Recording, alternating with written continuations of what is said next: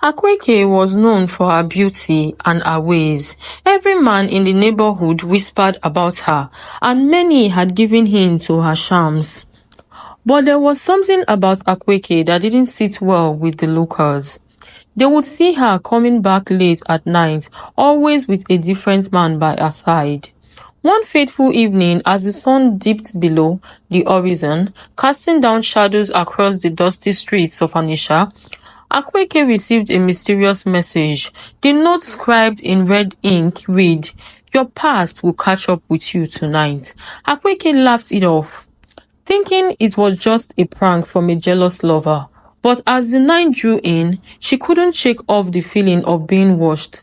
Every creak of the old wooden door in her apartment made her jump. As she prepared for another night, the doorbell rang. It was her latest conquest, Chinedu, a wealthy businessman who had been showering her with gifts. But when she opened the door, Chinedu's smile seemed off, always sinister. "Chinedu, what's wrong?" Akweke asked, noticing the change in his demeanor. "Nothing's wrong, Akweke," he replied, his voice low and menacing. "But I think you are in trouble. You see, someone has been telling secrets about you. Secrets that could ruin your life." Akweke's heart skipped a beat. Who could be behind this, and what secrets were they revealing? Suddenly, the lights flickered, and Akweke heard whispers in the hallway. Chinedu's eyes locked onto something behind her, and his expression turned cold. "Looks like your past is here to haunt you," he whispered, stepping aside. A figure emerged from the shadows, eyes fixed on Akweke with an unnerving intensity. Akweke tried to scream, but her voice was trapped in her throat. The figure stepped closer, its features still obscured by the darkness. Akweke's eyes darted around the room, searching for an escape, but Chinedu blocked her way. The figure finally stepped into the faint light, revealing a face Akweke hadn't seen in years. Her former lover, Obina. "Obina, what's going on?" Akweke stammered, trying to hide her fear. Obina's gaze was cold, calculating. "You have been playing games, Akweke, using men for your gain, discarding them when you are done. But I've been waiting for these moments." Akweke's mind racing, she asked, "What do you want, Obina?" Obina smiled, a sinister grin spreading across his face. "I want you to face the consequences of your actions. You see, I've gathered all the men you have hurt, all the secrets you have kept, and tonight they will decide your fate." The door cracked open, and more men filed in, their faces twisted in anger and resentment. Akweke recognized some of the men, her former lovers, men she had used and discarded. Chinedu stood among them, his eyes still fixed on Akweke with an unnerving intensity. "What do you plan to do?" Akweke demanded, trying to keep her voice steady. Obina's grin grew wider. "We'll play a game, Akweke. A game of truth and consequences. Each of us will reveal a secret about you, something you've kept hidden, and if you guess correctly who revealed the secret, you will be spared for now." Akweke's heart sank. She knew she was trapped. The men began to circle around her, their whispers growing louder, more menacing. "Would you like me to continue?" "Yes." The first man stepped forward, a sly smile spreading across his face. "Akweke, I remember the night you convinced me you loved me. Just to get my money. You took my savings and left me broke." Akweke's eyes widened in shock. "How did you?" The man chuckled. "You didn't think I'd figure it out?" "Guess who?" Akweke scanned the room, her mind racing. She thought back to all the men she had manipulated, trying to remember who might have discovered her scheme. But before she could respond, another man spoke up. "Akweke, I recall the time you pretended to be pregnant just to keep me in line. You said it was mine, but we both knew it wasn't." The room erupted in murmurs and snickers. Akweke's face burned with shame and fear. She knew she had to think fast, or she'd be at their mercy. Okay, Akweke said, trying to stall. I'll play your game, but just one question. What's the end game here? What do you plan to do with me? Obina's grin grew wider. The last man to reveal a secret gets to decide your fate. And trust me, Akweke, it's not going to be pretty. The men began to take turns revealing secrets about Akweke, each one more demanding than the last. Akweke's mind reeled as she tried to keep up, guessing and pleading in turns. But with each passing moment, her chances of survival seemed to flip further away. As the game continued, Akweke's guesses grew more desperate. She was running out of options, and the men seemed to be enjoying her distress. The secrets kept flowing, each one a fresh wound, each one pushing her closer to the edge. Just when she thought it couldn't get worse, a man stepped forward, who Akweke hadn't seen in years. Akweke, remember when you convinced me to invest in your fake business venture? You took my life savings and left me bankrupt. Akweke's eyes widened in horror. She had thought she'd covered her tracks well, but it seemed her past was catching up with her in ways she'd never imagined. The man smiled, his eyes cold and hard. Guess who? Akweke's mind was a jumble of fear and panic. She scanned the room, her eyes pleading for mercy. But all she saw were faces twisted in anger and resentment. Suddenly, the lights flickered again, and the room fell silent. Obina stepped forward, his eyes locked on Akweke with an unnerving intensity. The final secret, he whispered, his voice dripping with malice. Akweke, you remember your best friend, Inyoma, the one you stole her boyfriend from? Well, she's been looking for you, and she is not happy. Akweke's blood ran cold. Inyoma? Where? The door cracked open, and a figure stepped into the room. Akweke's heart sank as she saw Inyoma standing in the doorway, her eyes blazing with fury. It's time for the final verdict, Obina said, his voice dripping with anticipation. Inyoma, what do you think Akweke deserves? The room fell silent, waiting for Inyoma's response. Akweke's fate hung in the balance, her future uncertain. Akweke's eyes widened in terror as Inyoma's gaze looked onto hers. She tried to scream, but her voice was trapped in her throat. The room seemed to spin around her, and she felt herself falling. But instead of hitting the ground, Akweke's eyes snapped open. She was gasping for breath, her heart racing like a jackrabbit.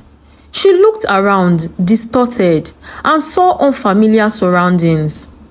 She was in a luxurious bedroom, with white walls and a large bed, a soft glow emanating from the lamp on the bedside table.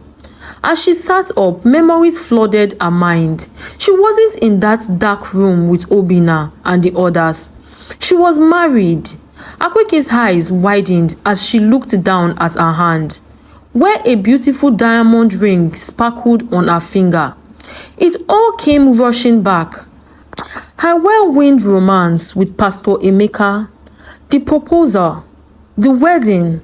They had gotten married just hours ago, and this was their wedding night.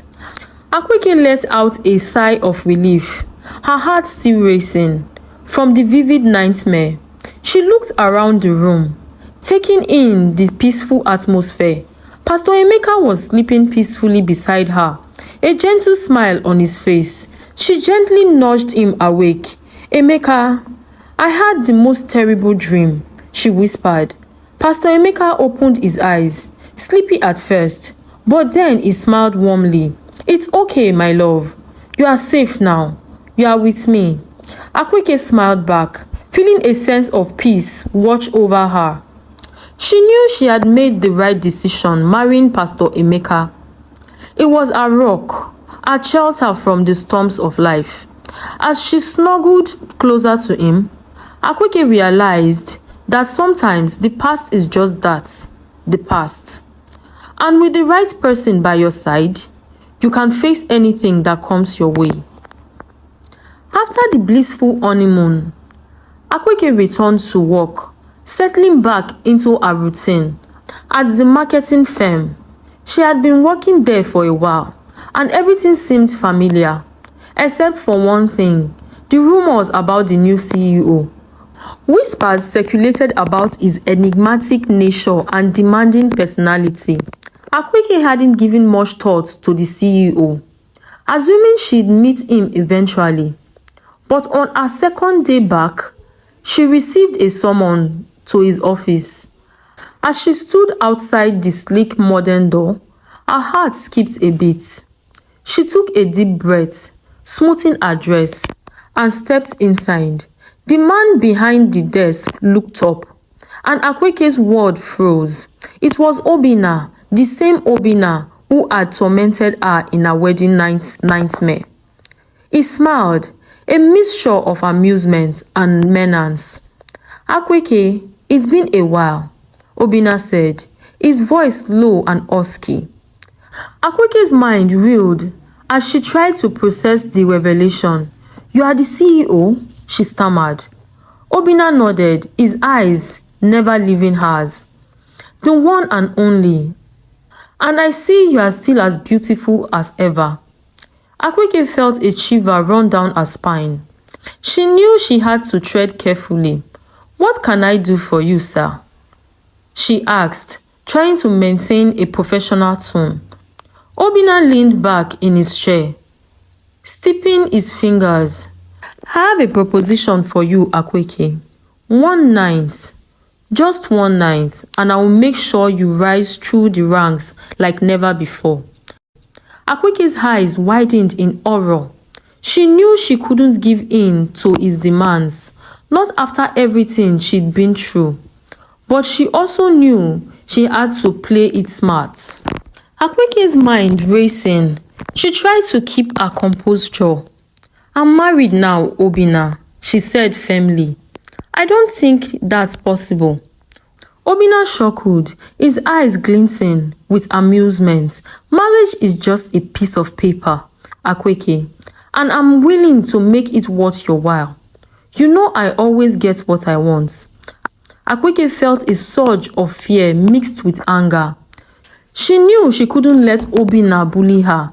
"I'm not interested, Obinna," she said, trying to sound firm. Obinna's smile faltered for a moment, and Akweke saw a flash of something darker beneath. "You don't understand the implications of refusing me, Akweke," he said, his voice low and menacing. "I will make sure you regret this decision. You have 24 hours to reconsider." Akweke left the office, her heart pounding in her chest. She knew she had to talk to her husband about this, but she was scared of how he would react. As she walked out of the building, she felt like she was walking into a nightmare. Akweke couldn't shake off the feeling of unease that lingered long after she left Obinna's office. That night, she tossed and turned, unable to sleep.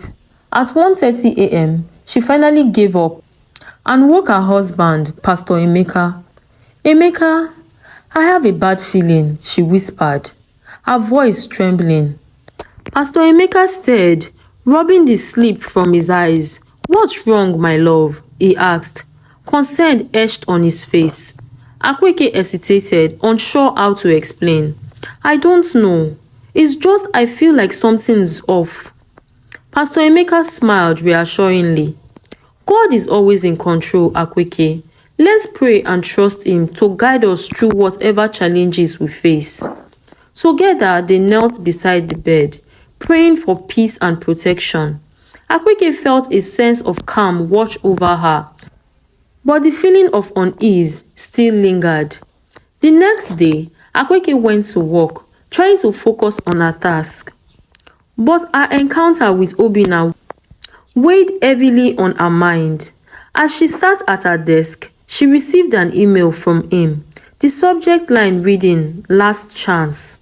Her heart sank as she opened the email. Her eyes scanning the brief message. "Meet me at the usual place at 5 p.m. Don't be late." Akweke felt a chill run down her spine. What did Obinna plan to do if she didn't show up? She knew she had to take action, but what?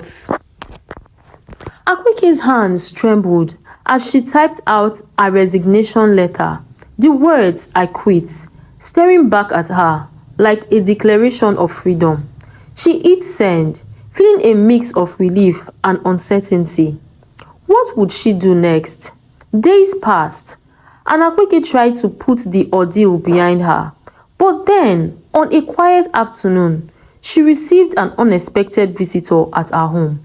To her shock, it was Obinna, the CEO.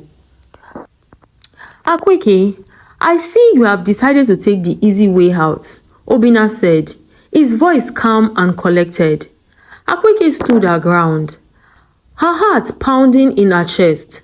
"I didn't want to play your games, Obinna. I'm married now. I want to move on with my life." Obinna smiled, a hint of admiration in his eyes. "I must say I'm impressed. You have changed. You are not the same woman I knew." Akweke felt a sense of pride and vindication. "I have grown, Obinna. I have found a new path in life." Obinna nodded, his expression serious. "I just wanted to be sure my company didn't make a mistake in hiring you. I had to test you to see if you'd fallen back into your old ways." Akweke's eyes widened in realization. This was all a test? Obinna chuckled. "Yes, and you passed with flying colors. Congratulations, Akweke." As Obinna turned to leave, Akweke felt a weight lift off her shoulders. "One more thing," Obinna said, looking back at her. "I'm happily married now too. I have found my own peace." Akweke smiled, feeling a sense of closure. "I'm glad to hear that, Obinna. I'm happy and proud of my new life too." With that, Obinna left, and Akweke felt like she was finally free to start anew. Her past behind her, she turned to her husband, Pastor Emeka, who had been watching from the sidelines, and smiled. "It's over," she said, her voice barely above a whisper. Pastor Emeka, who knew everything about Akweke's past, wrapped his arms around her, holding her close. "You are safe now, my love. I love you just the way you are. You are home."